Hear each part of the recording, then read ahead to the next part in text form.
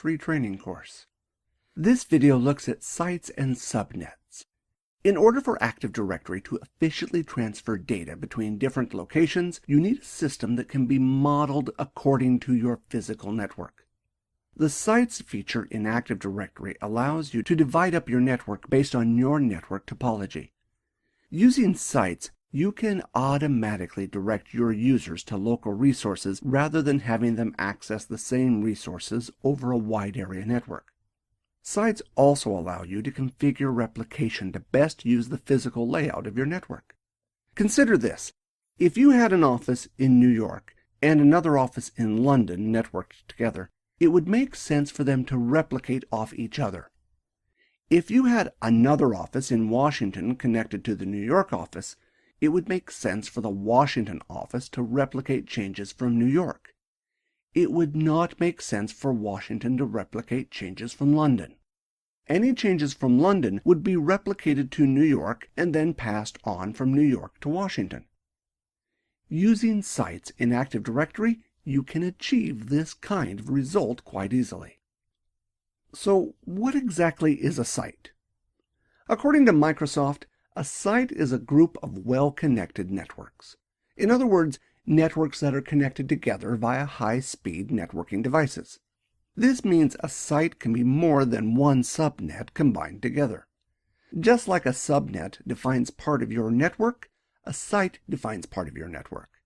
Given this example, let's say you had the network 192.168.2.0, which was located in New York. The network is the commercial network for the New York office. Due to the business suddenly growing, the business needed more space, so they rented another floor in the building. Since this was never planned for, it was given the network IP address of 192.168.20.0. Both networks are directly connected by a high-speed router.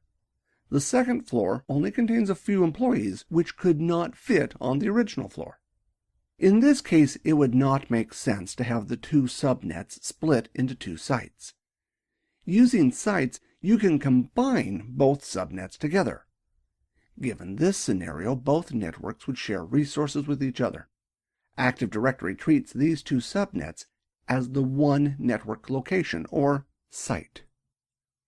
Normally, sites are connected together via a wide area network, but due to the design of your network, this may not always be the case.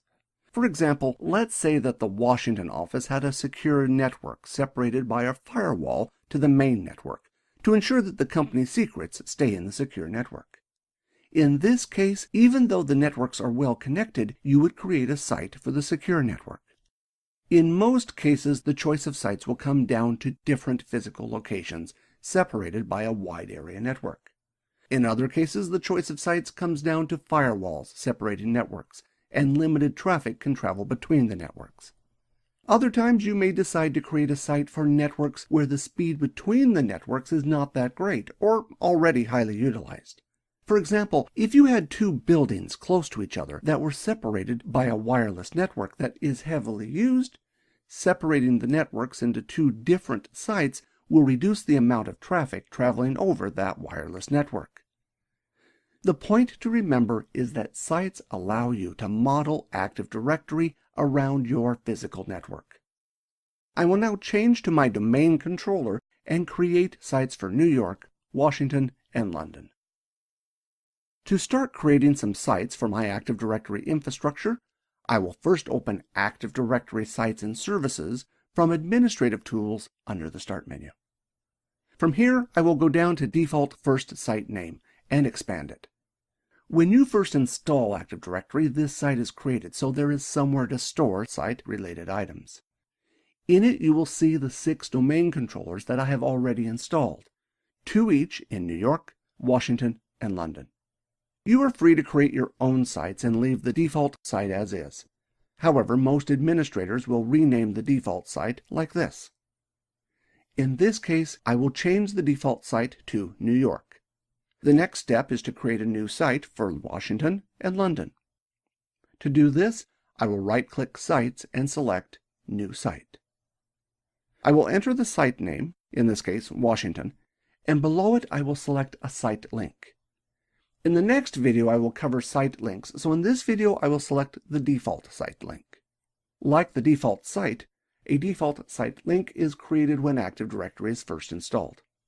Once the site has been created, Windows will give you an information dialog reminding you that further configuration is required, like assigning a subnet to the site. Once I press OK, I will then follow the same procedure to create a new site for London. Once the London site has been created, I need to create a subnet for these sites. To do this, I will right-click Subnets and select New Subnet. From this dialog, I need to enter in the network address / number of bits in the subnet mask.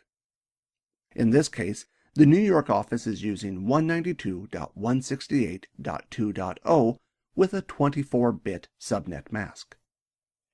Once I have entered in this information, I can select the site which this subnet will be associated with.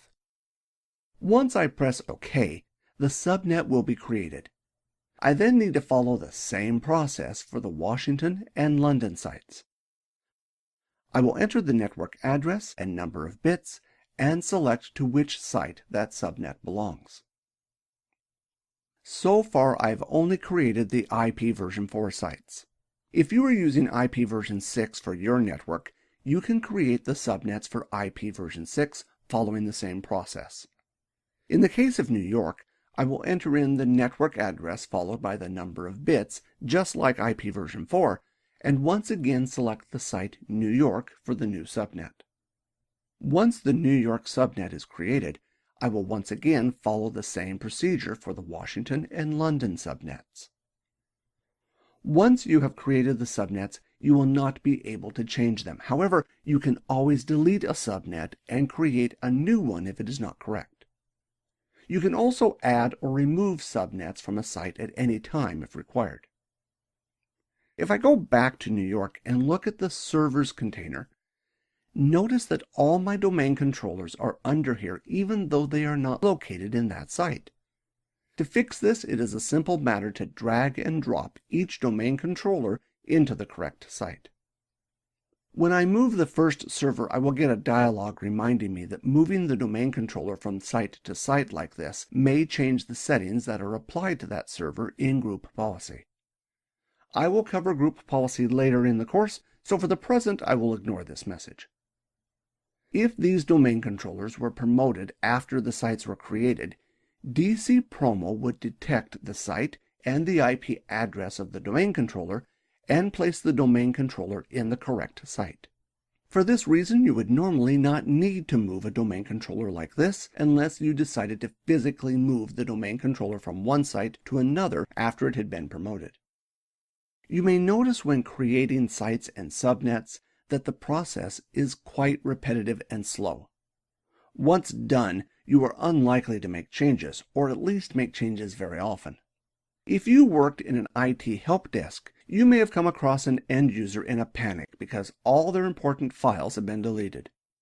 On closer inspection, it is shown that the files have been accidentally moved to another location because of a misclick. To protect your sites and subnet from misclicks, you can open the properties for any of the objects, select the Object tab, and tick the box Protect Object from Accidental Deletion. Once this option is ticked, if an attempt is made to move or delete the object, a message will appear saying access is denied. In order to move or delete the object, this tick box must be cleared.